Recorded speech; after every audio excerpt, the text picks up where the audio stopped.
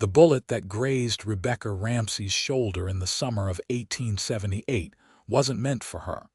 But that hardly mattered to the people of Agua Caliente, Arizona Territory. They decided right then that a woman who found herself in the path of flying lead was trouble, plain and simple. Never mind that she'd been fetching water from the well when two drunken cowboys started shooting at each other over a card game.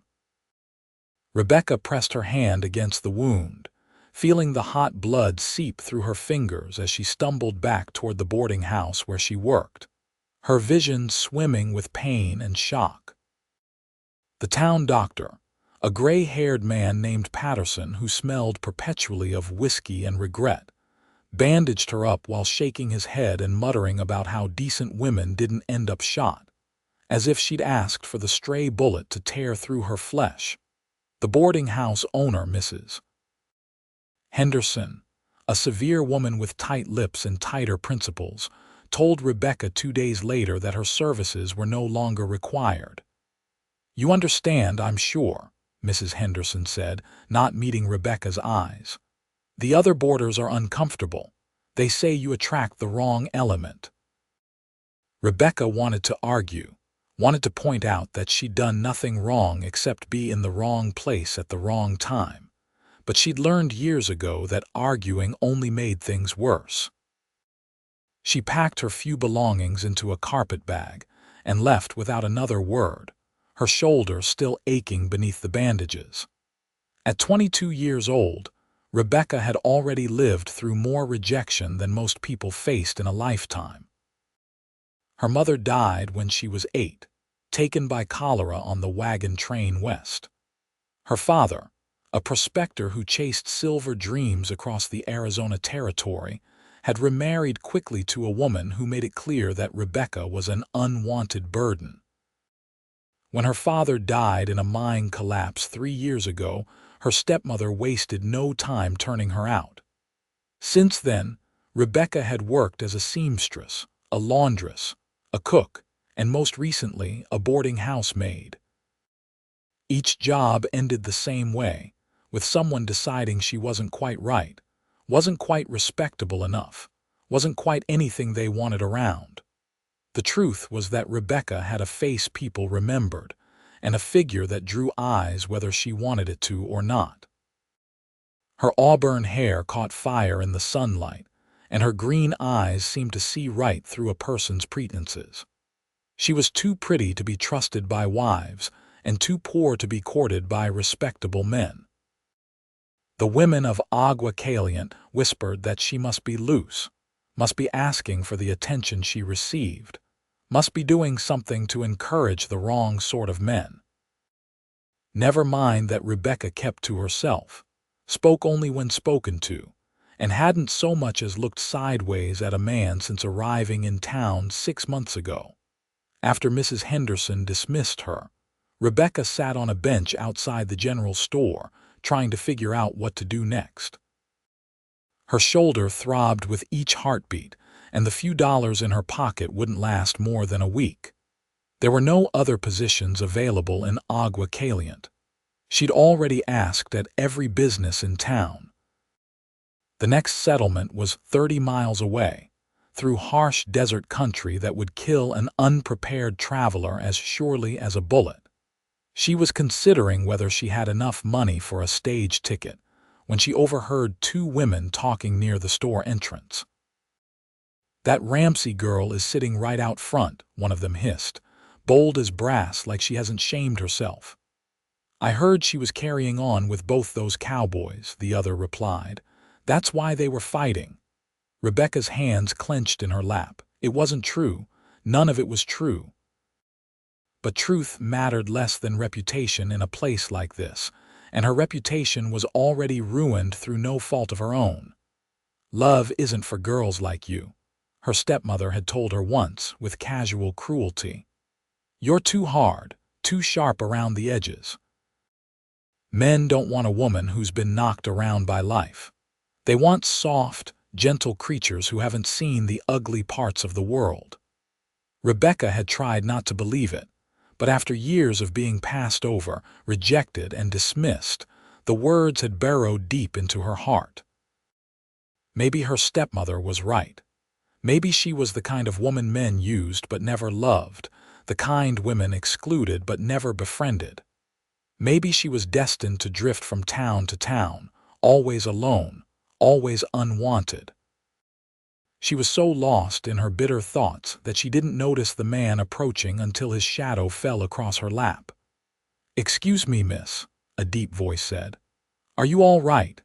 Rebecca looked up, squinting against the bright Arizona sun. The man standing before her was tall and broad-shouldered, with sun-bronzed skin and dark hair that curled slightly at his collar. His face was handsome in a rugged way, with strong features and eyes the color of desert sage. He wore dusty work clothes and a wide-brimmed hat, and there was something solid and steady about him that made Rebecca's defenses rise immediately. In her experience, men who seemed trustworthy were often the most dangerous. "I'm fine," she said, her voice flat and unwelcoming. He studied her with those steady eyes, and she saw his gaze flicker to the blood that had seeped through her sleeve. "You're hurt. It's nothing. Doesn't look like nothing to me." He crouched down so they were at eye level, and Rebecca resisted the urge to lean away. "I'm Zachary Xerxes. I own a ranch about 5 miles outside town. I heard what happened with those cowboys the other day. I'm sorry you got caught in the middle of their stupidity." Rebecca said nothing. She'd learned that men who seemed sympathetic usually wanted something. Zachary seemed unbothered by her silence. "I also heard that Mrs. Henderson let you go. That's not right. You didn't do anything wrong." "Tell that to the rest of the town," Rebecca said bitterly. "The town can think what it wants," Zachary said. "I'm more interested in facts, and the fact is you need work and I need help." Rebecca's eyes narrowed. "What kind of help?" "The legitimate kind," Zachary said, and there was a hint of amusement in his voice. "I need a housekeeper.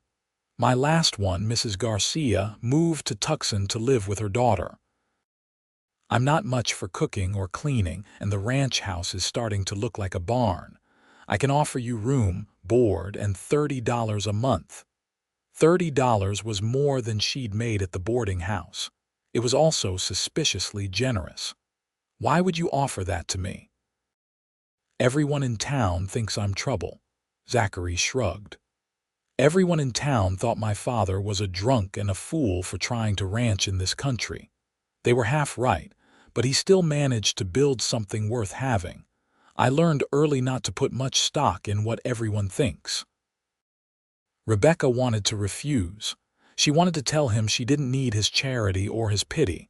But pride was a luxury she couldn't afford, not with an empty pocket and nowhere to go. "I'm a good worker," she said finally. "I won't give you cause for complaint." "I don't doubt it." Zachary stood and offered her his hand. "I've got my wagon around back. If you're ready, we can head out to the ranch now." Rebecca ignored his outstretched hand and stood on her own, wincing as the movement pulled at her injured shoulder. She picked up her carpetbag and followed Zachary to where a sturdy wagon waited, hitched to a pair of dung-colored horses. He helped her up onto the seat, his touch impersonal and brief, then climbed up beside her and took the reins. They left Agua Caliente in silence, the wagon wheels rattling over the rutted road. The town gave way to open desert, all sagebrush and scrub and the distant purple shadows of mountains. The sun beat down mercilessly, and Rebecca was grateful for the bonnet that shaded her face. Zachary didn't try to make conversation, which she appreciated. Most men who were interested in her wouldn't have been able to resist filling the silence with questions or compliments or suggestions. His quiet felt comfortable rather than awkward, and that surprised her. After about an hour, they crested a low rise and Rebecca saw the ranch spread out below them. It wasn't large by some standards, but it was clearly well maintained. A stone and timber house sat at the center, with a barn, corrals, and several outbuildings arranged around it. She could see cattle grazing in the distance, dark shapes against the pale earth. A thin ribbon of green marked where a creek ran through the property, precious water in this dry land. "It's not much," Zachary said, "but it's home." "It's beautiful," Rebecca said before she could stop herself. Zachary glanced at her, surprised, and she saw a smile tug at the corner of his mouth. "I think so too, but most people just see a lot of hard work and dust." He drove the wagon down to the house and helped Rebecca down. Up close, she could see that the house was solidly built, with a wide porch and real glass windows. It was the kind of home she'd dreamed of as a child, before life taught her that dreams were dangerous things. Inside, the house was indeed in need of a woman's touch. Dust covered every surface, dishes were piled in the kitchen, and the floors hadn't been swept in weeks. But the furniture was good quality, the rooms were spacious, and there was a real cookstove instead of just a fireplace. "Your room is upstairs," Zachary said, carrying her bag up a narrow staircase. "There are 3 bedrooms. Mine is at the end of the hall. You can have either of the other 2. He showed her to a room with an iron frame bed, a dresser, and a window that looked out over the corrals. It was simple but clean, and it was more space than she'd had to herself in years. "Take today to rest and get settled," Zachary said. "That shoulder needs time to heal. We can work out the details of your duties tomorrow."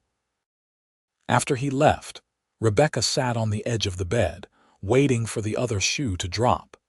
Men didn't offer women like her good jobs and private rooms without expecting something in return. But as the afternoon faded into evening and Zachary didn't reappear, she began to relax slightly. Maybe, just maybe, he meant what he said. She explored the house, taking stock of what needed to be done. The kitchen was the worst, with grease coating the stove and provisions scattered across the shelves in no particular order. The parlor needed dusting and airing out. The floors throughout needed sweeping and scrubbing. It was a lot of work, but Rebecca had never minded work. Work was honest and straightforward, unlike people. As the sun set, painting the desert in shades of orange and gold, Zachary knocked on the doorframe of the kitchen where Rebecca was attempting to organize the pantry with one good arm. "I'm making supper," he said. "Nothing fancy, just beans and bread. You're welcome to join me." They ate at a scarred wooden table, the meal simple but filling. Zachary told her about the ranch, how his father had claimed the land 15 years ago and spent his life building the herd and digging irrigation ditches to make the desert bloom. "He died 2 years ago," Zachary said. "Threw from his horse, broke his neck. He was gone before I could get to him." "I'm sorry," Rebecca said, and meant it. She knew what it was like to lose a parent. "He was a good man, even if he did drink too much after my mother died." Zachary pushed beans around his plate. "I've been running the ranch alone since then. It's been manageable but lonely." Rebecca understood loneliness. It had been her constant companion for as long as she could remember, but she didn't say so. Instead, she asked, "Why didn't you remarry?" "Surely there are women in town who would be happy to be a rancher's wife." Zachary laughed, but there was no humor in it. "The women in town are looking for a certain kind of man. Someone refined and educated, someone who goes to church every Sunday and knows which fork to use at dinner." "I'm just a dirt farmer trying to scratch a living from land that doesn't want to give it." "You're a rancher," Rebecca corrected, "and from what I saw, a successful one. Maybe." He looked at her across the table, his expression serious. "Can I ask you something?" Rebecca tensed. "You can ask." "Why did you take this job? You must know how it looks. A young, unmarried woman living alone with a bachelor rancher. The town will have even more to say about you now." "The town already has plenty to say about me," Rebecca said, And I took this job because I needed work and you offered it. I can't afford to worry about appearances. Zachary nodded slowly. Fair enough. But I want you to know you're safe here. I'm not the kind of man who takes advantage of a woman's circumstances. You have my word on that. Rebecca wanted to believe him, but she'd heard promises before. Still, there was something in his eyes, a straightforward honesty that was hard to fake. All right, she said finally. Over the next few days, Rebecca threw herself into work despite her healing shoulder. She scrubbed the house from top to bottom, organized the chaos of the kitchen, and even started tackling the mountain of mending that had accumulated. Zachary worked outside from dawn to dusk, managing the cattle and repairing fences and doing the 100 other tasks that kept a ranch running. They fell into an easy routine, crossing paths at meals and occasionally in the evening when they'd both sit on the porch and watch the stars come out. Zachary was different from any man Rebecca had known. He didn't try to impress her or charm her. He didn't make inappropriate suggestions or let his hands linger when he passed her something at the table. He treated her like a person, like someone whose thoughts and opinions mattered. When she mentioned that the garden behind the house could be revived with some work, he helped her clear away the dead plants and turn the soil.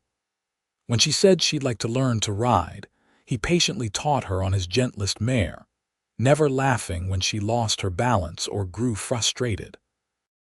"You're a natural," he said one afternoon as she successfully guided the horse around the corral. "I'm terrible and you know it," Rebecca replied, but she was smiling. "You're learning. That's what matters." He opened the gate and she rode through, feeling a surge of pride at the accomplishment. It was small moments like these that began to chip away at the walls Rebecca had built around her heart. Zachary was kind without being patronizing, strong without being domineering. He made her laugh with dry observations about the cattle and the weather. He listened when she talked, really listened, his full attention on her words. And slowly, terrifyingly, she began to realize she was falling for him. She tried to stop it. She reminded herself of all the times she'd been rejected, all the ways love had proven itself to be a fool's dream. But her heart paid no attention to her head. When Zachary smiled at her across the dinner table, her pulse quickened.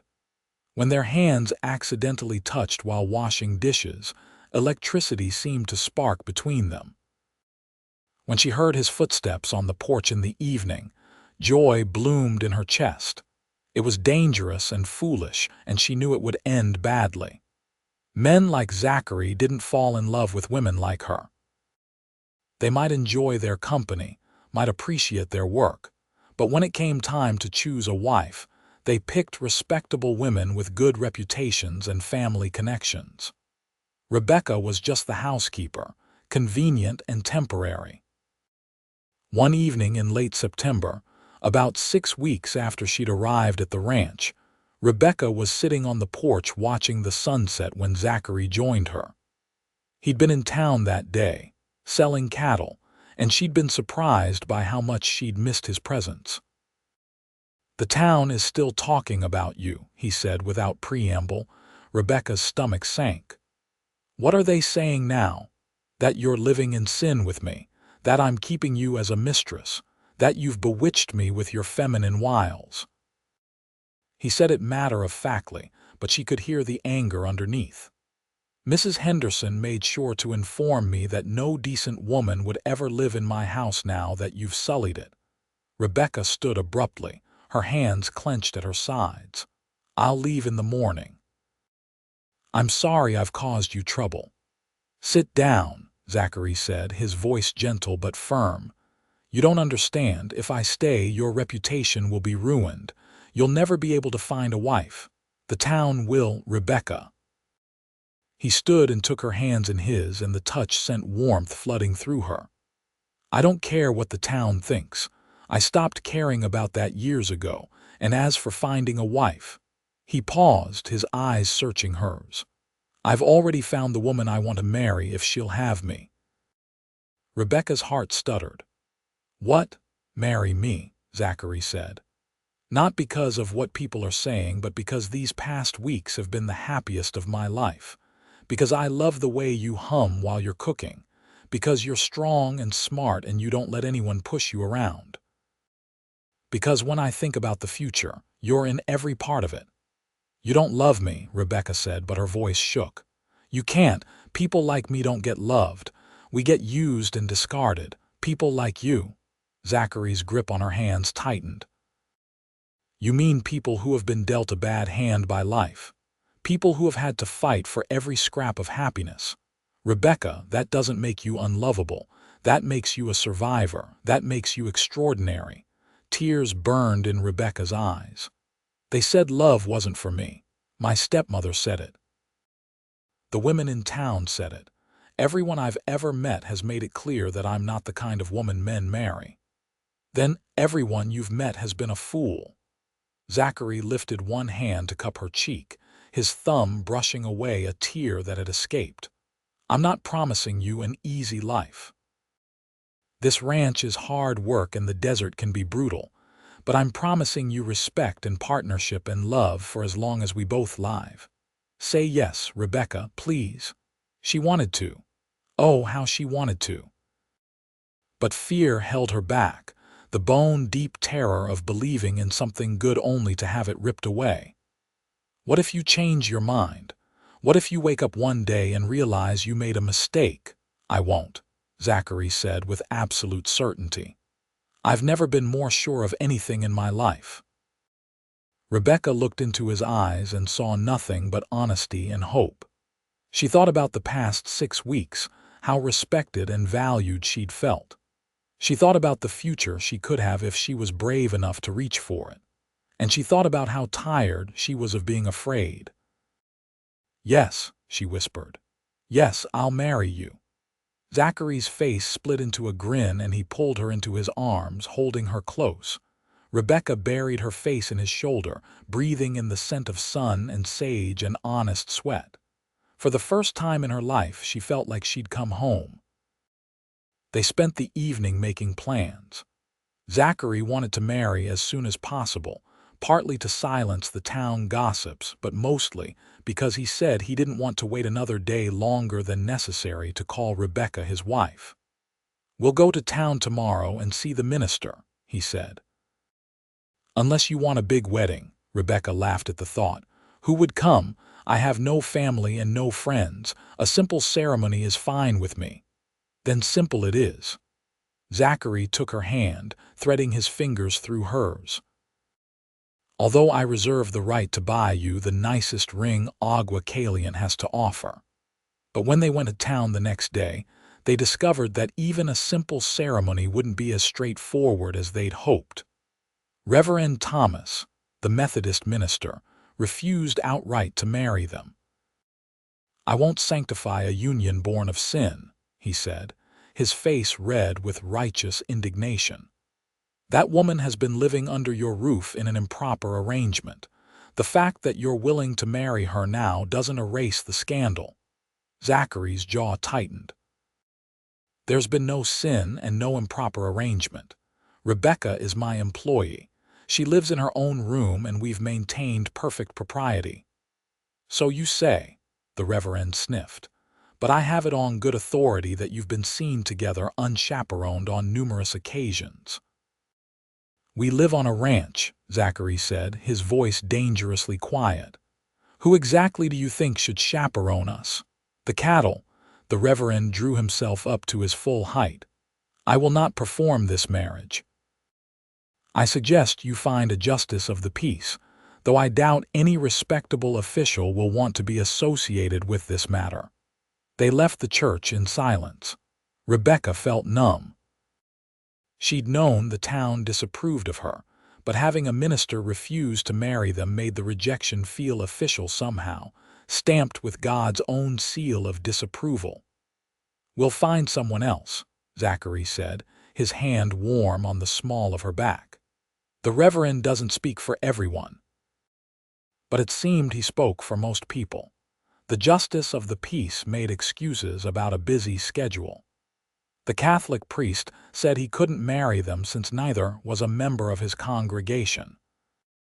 Even the Methodist minister from the next town over, when they made the trip to see him 2 days later, hemmed and hawed and finally admitted he'd heard about the situation and didn't feel comfortable proceeding. Rebecca sat in the wagon on the ride back to the ranch, fighting back tears of frustration and humiliation. "Maybe we should just forget about marriage," she said. "We can keep things as they are. I'll be your housekeeper and people can think what they want." "No," Zachary said firmly. "I want you as my wife, not my housekeeper. We'll find a way." But as the days passed with no solution presenting itself, Rebecca began to lose hope. It seemed the universe itself was conspiring to prove her stepmother right, that love wasn't for women like her after all. Then, on a bright October morning, a stranger rode up to the ranch. He was a tall man with weathered features and gray streaked through his dark hair, dressed in travel-worn clothes.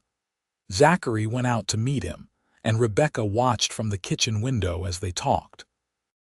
After a few minutes, Zachary gestured toward the house and both men headed inside. "Rebecca, this is Judge Morrison," Zachary said, his eyes bright with barely contained excitement. "He's a circuit judge, travels through the territory performing marriages and settling legal disputes." Judge Morrison removed his hat and gave Rebecca a courteous nod. "Madam, your fiancé has explained your situation.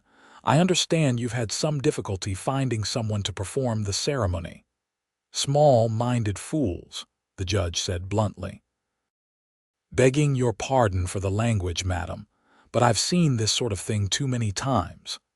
People get so caught up in appearances and propriety that they forget what actually matters. From what Zachary's told me, you two care for each other and want to build a life together. That's more than can be said for half the couples I marry." Hope flickered in Rebecca's chest. "You'll marry us?" "I'd be honored to," Judge Morrison said. "I've known the Xerxes family for years. Zachary's father was a good man, and I can see his son has the same character. If he says you're a woman of virtue who's been wronged by gossip, I believe him." Rebecca felt tears prick her eyes. "Thank you. When would you like to have the ceremony?" the judge asked. Zachary looked at Rebecca, a question in his eyes. She thought about all the weeks of waiting and rejection, all the years of being told she wasn't good enough. She thought about how much she loved this man and how little she cared what anyone else thought anymore. "Tomorrow at dawn," she said firmly, "before anyone can object or cause trouble. Just us and the judge and the rising sun." Zachary's smile could have lit up the desert. "Dawn it is." Judge Morrison spent the night in the spare bedroom, and Rebecca barely slept. She lay awake in her room, alternating between euphoria and terror. By this time tomorrow, she would be married. She would be Zachary's wife, his partner, his equal. It seemed too good to be true, too wonderful to be real. She rose before sunrise and put on the nicest dress she owned, a simple blue cotton that brought out the green in her eyes. It wasn't a wedding dress, but it would have to do. She brushed out her hair and pinned it up, her hands shaking slightly. When she came downstairs, Zachary was waiting for her in the parlor, wearing his best clothes and holding a small bouquet of wildflowers he must have gathered in the pre-dawn darkness. "You look beautiful," he said softly. "So do you," Rebecca replied, and meant it. In the lamplight, with his eyes full of love and his expression open and honest, he was the most beautiful thing she'd ever seen. Judge Morrison appeared, looking surprisingly alert for the early hour. "Shall we do this outside?" "Seems fitting to start a marriage with the sunrise." They walked out to the porch, the desert air cool and fresh. The eastern sky was just beginning to lighten, stars fading as the darkness gave way to shades of purple and pink. Rebecca stood facing Zachary, their hands clasped together, as Judge Morrison opened his worn Bible. "Dearly beloved," he began, his voice carrying across the quiet land. "We are gathered here in the sight of God to join this man and this woman in holy matrimony." Rebecca barely heard the traditional words. She was too focused on Zachary's face, on the way he looked at her like she was precious and cherished. When the judge asked if he took Rebecca to be his lawfully wedded wife, Zachary answered without hesitation, "I do. Absolutely and completely and forever." Then it was her turn, and Rebecca discovered her voice was steady and sure. "I do." "The ring," Judge Morrison prompted. Zachary produced a simple gold band. "I got it in town," he explained. "I know it's not fancy, but it's perfect," Rebecca interrupted. He slid it onto her finger and it fit perfectly, gleaming warm in the growing light. Then the judge pronounced them man and wife, and Zachary kissed her as the sun broke over the horizon, flooding the desert with golden light. Rebecca had been kissed before, quick stolen kisses from boys who wanted to brag about it later. But this was entirely different. This was gentle and reverent and full of promise. This was the kiss of a man who would spend his life loving her, protecting her, standing beside her. When they finally pulled apart, she was crying, but for once they were happy tears. "Welcome to the family, Mrs. Xerxes," Judge Morrison said with a smile. "Mrs. Xerxes, Rebecca Xerxes." She tested the name in her mind and found it fit perfectly. She was no longer Rebecca Ramsey, the unwanted girl. The woman trouble followed. She was Rebecca Xerxes, beloved wife of a good man, mistress of this ranch, co-owner of this beautiful harsh land. Judge Morrison stayed for a celebratory breakfast that Rebecca and Zachary prepared together, working side by side in the kitchen with an ease born of weeks of practice. The judge regaled them with stories of his travels across the territory, the strange cases he'd adjudicated, and the colorful characters he'd met. Then he prepared to ride on, refusing payment for performing the ceremony. "Consider it a wedding gift," he said, "and a small blow against narrow-mindedness. I wish you both every happiness." After he left, Rebecca and Zachary stood together on the porch, watching his figure disappear into the distance. "We're married," Rebecca said wonderingly. "We're married," Zachary confirmed. He turned to her, suddenly serious. "Rebecca, I know we did this quickly, maybe too quickly. If you want to take things slow, if you need time," she silenced him with a kiss. "I don't need time, I need you." The days that followed were the happiest Rebecca had ever known. She and Zachary settled into married life with surprising ease, their existing friendship and respect providing a strong foundation. The physical side of their marriage unfolded naturally and beautifully. Zachary gentle and patient as Rebecca overcame years of being told she was unworthy of real love and affection. They worked the ranch together, Rebecca taking on more outdoor tasks now that she wasn't just an employee. She learned to rope cattle, to doctor sick animals, to read the weather signs that meant rain or drought. Zachary taught her everything he knew, treating her as a true partner. In the evenings, they'd sit on the porch and talk about their plans for the ranch's future, or sometimes just sit in comfortable silence, content to be together. News of their marriage spread through Agua Caliente quickly. The reaction was mixed. Some people were scandalized that they'd married at dawn without telling anyone, seeing it as proof that they'd had something to hide. Others, particularly some of the older ranchers who respected Zachary's work ethic and capabilities, came by to offer congratulations and welcome Rebecca to the community of ranch wives. Mrs. Henderson was not among the well-wishers. When Rebecca and Zachary went to town for supplies a few weeks after the wedding, she made a point of crossing the street to avoid passing them. Rebecca saw the woman's pinched, disapproving face and felt nothing but pity. How small and sad her life must be, to find satisfaction only in judging others. But there were kinder souls in town, too. Maria Reeves, who ran the general store with her husband, gave Rebecca a genuine smile when she came in. "I'm glad Zachary found someone," she said, wrapping Rebecca's purchases in brown paper. "He's been alone too long, and don't mind the gossips. They'll find something else to talk about soon enough." "Thank you," Rebecca said, warmed by the kindness. "You come to me if you need anything," Maria continued. "I mean that. We ranch wives have to stick together." It was a small thing, but it meant the world to Rebecca. She wasn't completely alone anymore. She had Zachary, and now she was starting to have friends. As winter approached, they prepared for the harsh season ahead. Zachary and his hired hands, two brothers named Tom and Jim who worked the ranch during the busy seasons, brought the cattle down from the high pastures.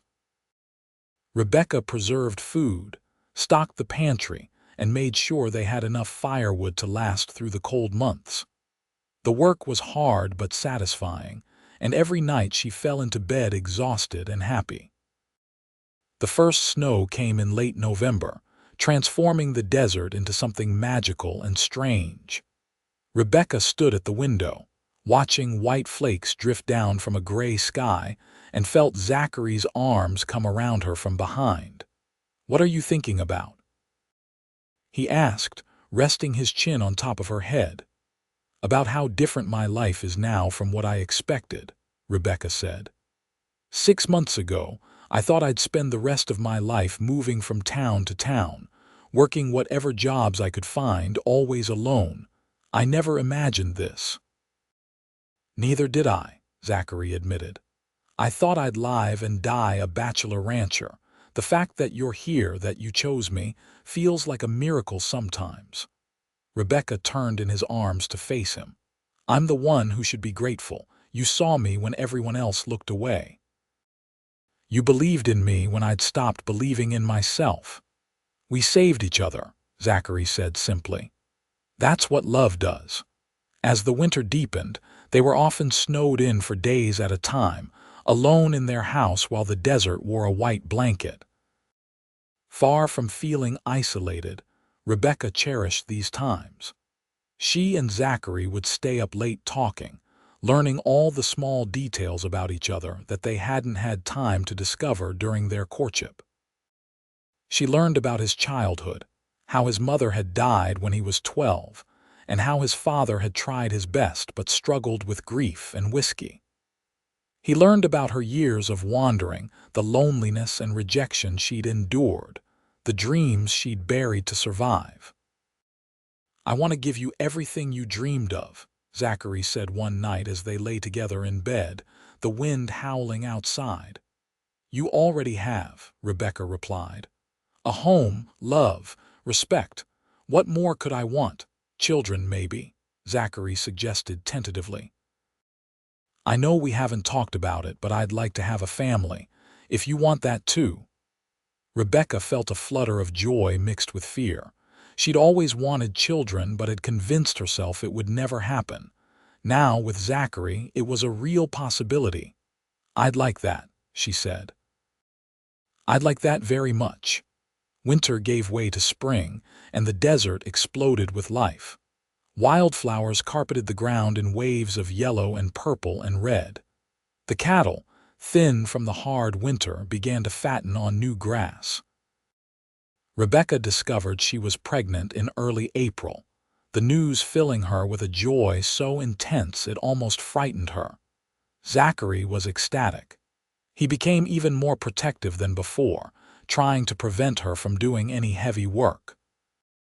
Rebecca had to firmly explain that she was pregnant, not ill, and that she had no intention of spending the next 6 months sitting idle. "At least let me do the heavy lifting," Zachary pleaded. "Fine," Rebecca agreed, amused by his concern. "But I'm not going to stop working entirely. I'd go mad with boredom." As her pregnancy progressed, Rebecca bloomed. The women of Agua Caliente, seeing her condition, softened somewhat in their attitude. There was something about an expectant mother that brought out the maternal instincts even in the harshest critics. Maria Reeves gave her advice on dealing with morning sickness. Even Mrs. Henderson managed a stiff nod when they passed on the street. Summer brought its own challenges. The heat was oppressive, and Rebecca, heavy with child, found it difficult to stay comfortable. Zachary rigged up a shade cover on the porch and made sure she always had cool water to drink. In the evenings, they'd sit outside and feel the baby kick, Zachary's hand on Rebecca's swollen belly, his face full of wonder. "Boy or girl?" he'd ask. "Does it matter?" Rebecca would reply. "Not one bit. Healthy is all I care about." Rebecca went into labor on a scorching August afternoon. Maria Reeves came out to the ranch to help, having assisted with enough births to know what she was doing. Zachary paced downstairs, useless and anxious, while Rebecca labored through the afternoon and into the evening. Finally, as the sun was setting, she heard a thin, angry wail. "You have a son," Maria called down. "A healthy boy with a good set of lungs." Zachary took the stairs 3 at a time. He found Rebecca propped up in bed, exhausted and sweaty and more beautiful than he'd ever seen her, holding a small bundle wrapped in a soft blanket. "Meet your son," she said, her voice hoarse. Zachary took the baby with trembling hands, looking down at the tiny red face. The infant had a shock of dark hair and was screaming his displeasure at being born into such a bright, confusing world. "He's perfect," Zachary breathed. "You're perfect. Thank you." They named him Matthew after Zachary's father. Little Matthew Xerxes was a hungry, demanding baby who kept them both up at night, but neither Rebecca nor Zachary minded. They took turns walking him when he cried, changing his diapers, marveling at his tiny fingers and toes. Watching Zachary with their son, Rebecca felt her heart expand in ways she hadn't known were possible. He was gentle and patient with Matthew, singing him songs in a surprisingly tuneful voice, rocking him for hours when he was fussy. He was everything Rebecca had never dared to hope for in a husband and father. The first year of Matthew's life passed in a blur of sleepless nights and small milestones.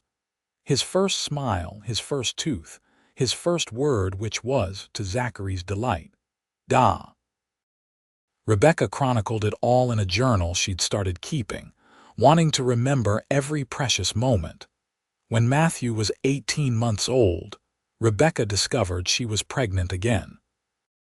This time she was less surprised by her body's changes and more confident in her ability to handle what was coming. Zachary, if possible, was even more excited than he'd been the first time. "Maybe a girl this time," he said hopefully. "Maybe," Rebecca agreed. "Or maybe another boy who'll keep Matthew company." Their second child, born on a cool spring evening in 1881, was indeed a daughter. She had Rebecca's auburn hair and Zachary's gray-green eyes, and from the moment she was born, she had her father wrapped around her tiny finger. They named her Sarah, after Zachary's mother. With 2 young children, the ranch house was constantly full of noise and activity. Matthew, now a sturdy toddler, was endlessly curious about everything. Sarah was a placid baby who seemed content to watch the world with solemn eyes. Rebecca sometimes felt overwhelmed by the demands of motherhood, but Zachary was always there to help, whether it was entertaining Matthew while she fed Sarah, or taking both children so she could have an hour to herself. "You're a good father," she told him one evening, watching him sit on the floor with both children, building a tower of wooden blocks for Matthew to knock down while Sarah gurgled happily in his lap. "I had a good example," Zachary replied. "My father made mistakes, but he loved me fiercely. I try to do the same for our children. They're lucky to have you. We're all lucky to have each other." Zachary looked at her over the children's heads, his eyes soft with love.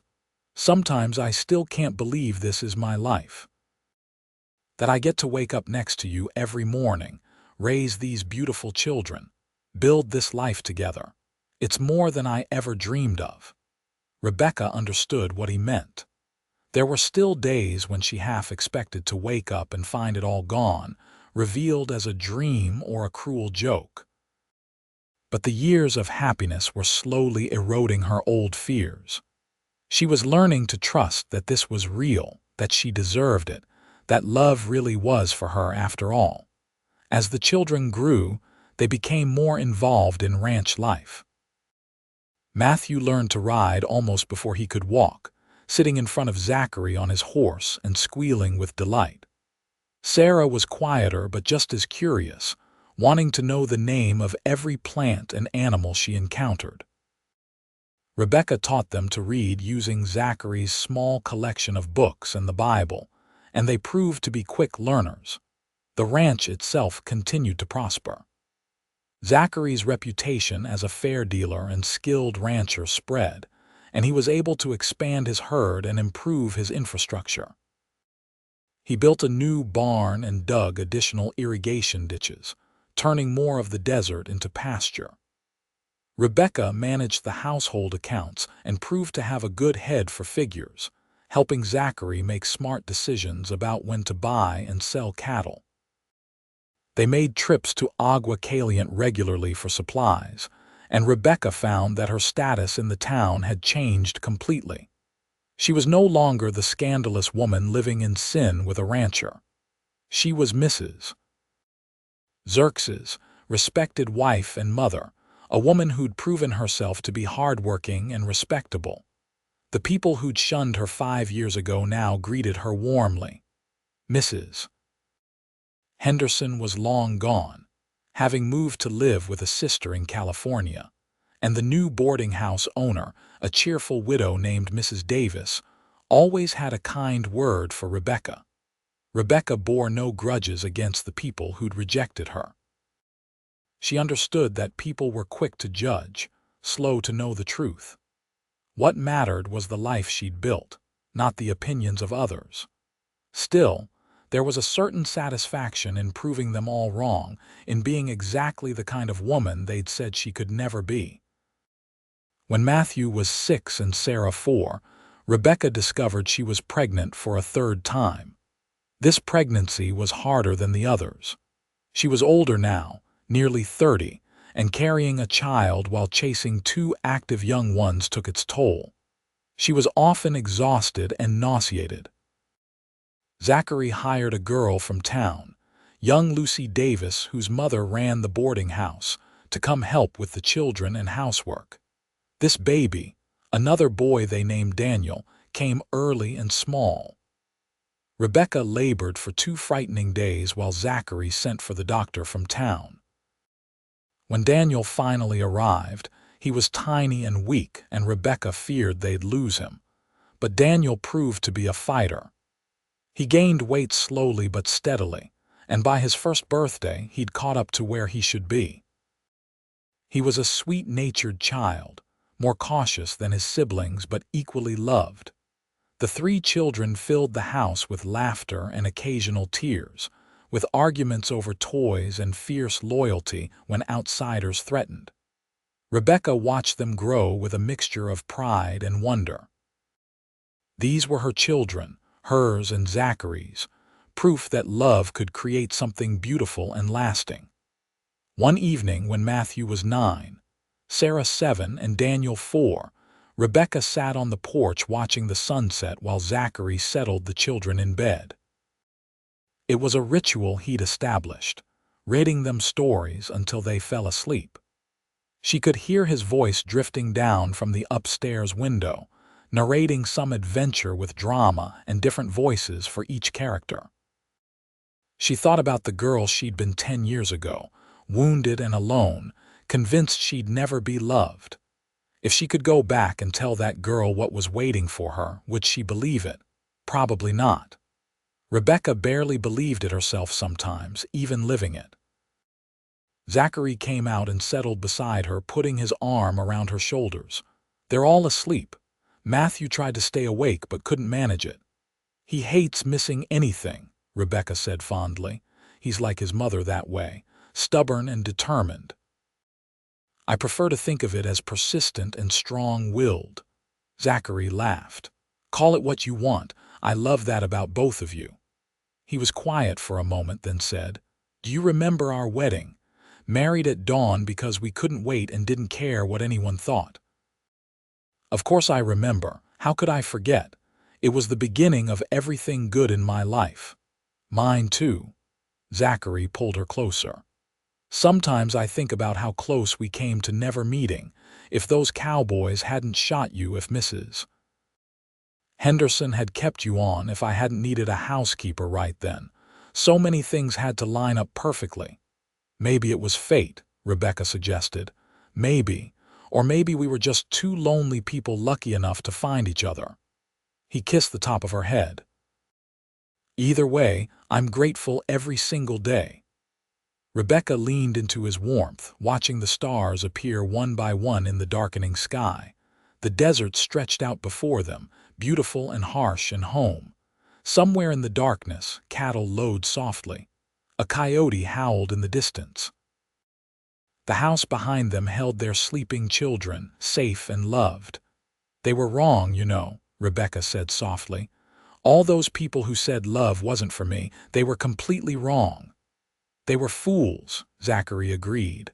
"Love was always for you. It was just waiting for the right person to offer it. And you were waiting for me." "I was. I just didn't know it until I saw you sitting outside that store, looking lost and hurt and defiant all at once. Something in me recognized something in you, like calling to like." Rebecca turned to kiss him, a gentle press of lips that held years of love and gratitude and joy. When they pulled apart, she said, "Thank you." "For what?" "For seeing me when everyone else looked away. For believing in me when I'd stopped believing in myself. For loving me when I thought I was unlovable. For giving me this life, these children, this home, for everything." Zachary cupped her face in his hands, his eyes serious and intense. "Rebecca, you don't need to thank me for any of that. Loving you isn't a favor or a gift I gave you. It's the greatest privilege of my life. You made me whole in ways I didn't know I was broken. You gave me a purpose beyond just surviving. You gave me a family, a real family full of love and laughter. If anyone should be grateful, it's me." "Then we're both grateful," Rebecca said, smiling through tears. "And both lucky. Incredibly lucky." They sat together as the night deepened, comfortable in each other's presence, needing no words. This was love, Rebecca thought. Not the passionate whirlwind of storybooks, though they'd had that too. But this deep, abiding certainty that no matter what challenges came, they would face them together. This knowledge that she could be her full self, flaws and strengths alike, and be completely accepted. This peace that came from finally being home. The years continued to unfold in a pattern of seasons and growth. The children thrived, each developing their own personality and interests. Matthew, the eldest, showed an aptitude for ranching that made Zachary's heart swell with pride. He could rope a calf by the time he was 10 and had a natural way with horses. Sarah was the scholar, always reading whatever books they could get their hands on, asking questions about everything from astronomy to zoology. Daniel, the youngest, was the peacemaker, the one who smoothed over arguments and made everyone laugh. When Matthew turned 12, Zachary began teaching him the business side of ranching, explaining how to evaluate cattle, when to sell, how to negotiate with buyers. Rebecca would watch them bent over the account books together, Matthew's face serious with concentration, and feel a fierce maternal pride. Her son would grow up to be a good man like his father, confident and capable and kind. Sarah announced at age 10 that she wanted to be a teacher. "Someone needs to educate the children in places like this," she said with the absolute certainty of youth. "And I'm going to do it." Rebecca, remembering her own limited education, encouraged this dream. She ordered books from catalogs, helped Sarah study, and made sure all 3 children understood the value of learning. Daniel, at 7, hadn't yet declared his life's ambition, but he showed an interest in animals that went beyond the practical aspects of ranching. He'd bring home injured creatures to nurse back to health, birds with broken wings and rabbits that had escaped predators. Zachary built him a small enclosure where he could care for his patients, and more often than not, they survived under his gentle attention. Rebecca was 40 when her mother-in-law's sister, a woman she'd never met, died and left Zachary a small inheritance. It wasn't a fortune, but it was enough to make improvements to the ranch and secure the children's futures.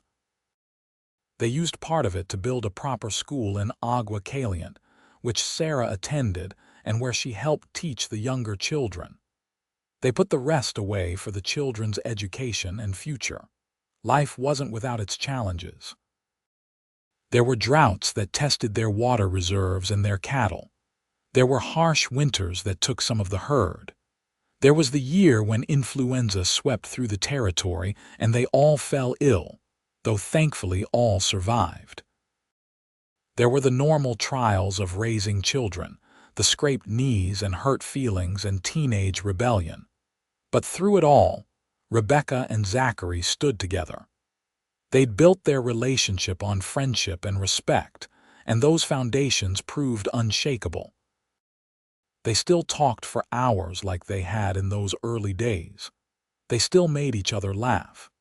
And yes, they still desired each other, that physical connection as strong as ever even as their hair began to gray and their faces lined with age. When Rebecca was 45 and Zachary 48, Matthew announced his engagement to Emma Reeves, Maria's daughter. The wedding was a joyful affair, the whole town celebrating.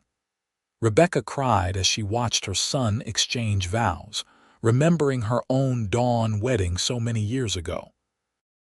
"Our baby is married," she whispered to Zachary. "He's a man now," Zachary replied. "A good man. We did well with him. We did well with all of them." Matthew and Emma moved into a small house on the ranch property, and Matthew took over more of the daily ranch operations. Zachary, though still capable, was happy to begin stepping back and letting the younger generation take the lead. He'd spent 30 years building this ranch, and now it would continue beyond him. Sarah left for teachers' college in Tucson when she was 18, the whole family seeing her off at the stage depot. Rebecca held her daughter tight, remembering the tiny baby she'd been, the curious child, the determined young woman she'd become. "I'm so proud of you," she whispered. "I learned from the best," Sarah replied. "You showed me that women can be strong and capable and make their own way in the world." "Write often," Rebecca commanded, not trusting her voice. Sarah did write, long, detailed letters about her studies and her plans. She graduated top of her class and returned to Agua Caliente to teach at the school her parents had helped build. She married a fellow teacher 2 years later, a kind man who shared her passion for education. Daniel, the quiet youngest child, surprised everyone by leaving the ranch at 19 to study veterinary medicine. "I want to help animals in a real way," he explained. "Not just the ranch animals, but all animals." Zachary helped him find a program in San Francisco, and though it pained them to have their youngest so far away, Rebecca and Zachary supported his dreams. Daniel wrote regularly, his letters full of enthusiasm about his studies. He came home during breaks, bringing new knowledge and techniques that helped improve the health of their livestock. With the children grown and launched into their own lives, Rebecca and Zachary found themselves alone again for the first time in over 20 years. The house felt too quiet without children's voices echoing through it. "Strange, isn't it?" Rebecca said one evening. "For so long we wanted peace and quiet, and now that we have it, I miss the chaos. We have grandchildren to look forward to, Zachary reminded her. Matthew and Emma are already working on that, from what I hear. Indeed, within a year, their first grandchild arrived, a little girl they named Rebecca after her grandmother. Holding her namesake, Rebecca felt the circle of life completing itself. She'd been an unwanted child, unloved and rejected. Now she held a baby named in her honor, a baby who would grow up secure in the knowledge that she was cherished. More grandchildren followed. Matthew and Emma had 3 children in quick succession. Sarah had 2. Even Daniel, who'd settled in California after his studies, married and started a family. The ranch house, which had felt too empty, filled again with the sounds of children during visits and holidays. Rebecca was 55 when she and Zachary celebrated their 30th wedding anniversary. Matthew and Emma hosted a party, inviting everyone they'd known over the years. The house and yard overflowed with people. 3 generations gathered to celebrate. 30 years, Zachary marveled as they danced together, his arms still strong around her. It doesn't seem possible. Best 30 years of my life, Rebecca replied. Mine too. He pulled her closer. Do you remember what I told you that first night I proposed, that I could see you in every part of my future? I remember. It's been better than I imagined. You're better than I imagined. I love you more now than I did then, which I wouldn't have thought possible. Rebecca rested her head on his shoulder, swaying to the music. I love you too, more than I can say. You gave me everything, Zachary. Not just this ranch or our children, but yourself. Your faith in me when I had none in myself. Your steady love that never wavered. You proved everyone wrong, you know. They said love wasn't for me, but you disagreed and you were right. Love was always for you, Zachary said fiercely. You just needed someone worthy of offering it. You've been worthy every day of our marriage. They danced until the stars came out, surrounded by their children and grandchildren and friends, surrounded by the life they'd built together. Rebecca looked around at all the smiling faces and felt a satisfaction so deep it was almost painful. This was her legacy. Not wealth or fame, but love multiplied across generations. Children who knew they were valued, grandchildren who would grow up secure and confident, a community that had learned to see past surface judgments to the person beneath. The years advanced gently. Zachary's hair went white, and his joints ached on cold mornings, but his mind stayed sharp, and his love for Rebecca never dimmed. Rebecca's auburn hair silvered and her face lined, but she remained as strong and capable as ever, still managing the household accounts and helping care for grandchildren when her children needed her. They celebrated 40 years of marriage, then 45. Their children threw them a golden anniversary party when Rebecca was 68 and Zachary 71. By then, they had 12 grandchildren and 3 great-grandchildren, a sprawling family tree that had grown from their dawn wedding so many years ago. 50 years, Rebecca said wonderingly that night, lying in bed beside Zachary. Half a century. Best 50 years of my life, Zachary replied, echoing what she'd said 20 years before. Do you have any regrets? Rebecca asked. Zachary was quiet for a long moment, considering. I regret that it took us so long to find each other. I wish I could have saved you from all those years of loneliness and rejection, but I don't regret a single day since you came into my life. I don't regret those hard years, Rebecca said slowly. They made me who I am. They taught me to be strong, to survive, to appreciate happiness when I found it. Without that darkness, I might not have recognized the light when you offered it. You would have, Zachary said with certainty. You were always meant for joy, Rebecca. You were always meant to be loved. They fell asleep holding hands as they had every night for 50 years. Zachary died on a crisp autumn morning 2 years later at age 73.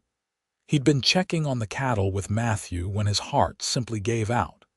He was gone before he hit the ground, the doctor said later. No pain, no suffering, just a quiet end. Rebecca, 70 years old and devastated by grief, held his hand one last time as he lay in their bed. "Thank you," she whispered through her tears. "Thank you for seeing me. Thank you for loving me. Thank you for proving everyone wrong. Thank you for giving me this beautiful life. Wait for me, my love. I'll find you again." They buried him on a hill overlooking the ranch with a simple stone that read, "Zachary Xerxes, beloved husband, father, grandfather. He saw the best in everyone." Rebecca grieved deeply but not destructively. She'd lived too long and loved too well to fall apart now. Her children rallied around her, and she let them help without surrendering her independence. She continued living in the ranch house, now run by Matthew and Emma and their children, contributing what she could and enjoying her many descendants. She lived 7 more years, watching great-grandchildren grow and welcoming new ones into the world. She taught them all the lessons Zachary had taught her: to see beyond surfaces, to judge people by their character rather than their circumstances, to believe in love even when the world said it wasn't for you. Rebecca died peacefully in her sleep at age 77, on a spring morning when the desert bloomed with wildflowers. Her children found her with a smile on her face, and they liked to think she'd gone to find Zachary, wherever he was waiting. They buried her beside him on the hill, her stone reading Rebecca Xerxes, beloved wife, mother, grandmother. She proved them all wrong. The ranch continued for generations after, passed down through Matthew's line, and then Sarah's and Daniel's children and grandchildren. Each generation heard the story of how it all began, how their great-great-grandmother had been told love wasn't for her, and how their great-great-grandfather had disagreed and married her at dawn. How 2 lonely people had found each other and built something that lasted beyond their lifetimes. And in Agua Caliente, where the town had grown from a rough desert settlement into a proper community, older residents would tell newcomers about the rancher and his wife who'd been married over 50 years, who'd raised fine children and built a prosperous ranch, who'd shown everyone that love could bloom even in the harshest soil if tended with care and respect and devotion. They said love wasn't for her, those small-minded people who saw only surface and circumstance. But Zachary Xerxes had seen deeper. He'd seen strength and beauty and courage, and he'd offered her everything he had. Together they'd built a life rich with meaning, overflowing with love, proof that the cynics and gossips were wrong, and that hope and faith could triumph over fear and judgment. Their story became legend in the territory, passed down as an example of what was possible when 2 people chose each other against all advice and expectation. And every year on their anniversary, descendants would gather on the hill where they were buried and toast their memory, grateful for the legacy of love they'd left behind, grateful for the lesson that it's never too late to be loved, that everyone deserves happiness, and that the best things in life are worth fighting for even when the whole world says to give up.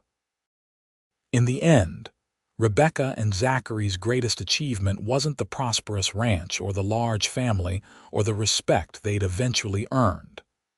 It was proving that love, real love, is for everyone who's brave enough to accept it and strong enough to nurture it. They said love wasn't for her, but they were wrong. Love was always for her. It just needed to find her first, at dawn on a ranch in the Arizona territory, with a good man who saw her true worth and never let her forget it.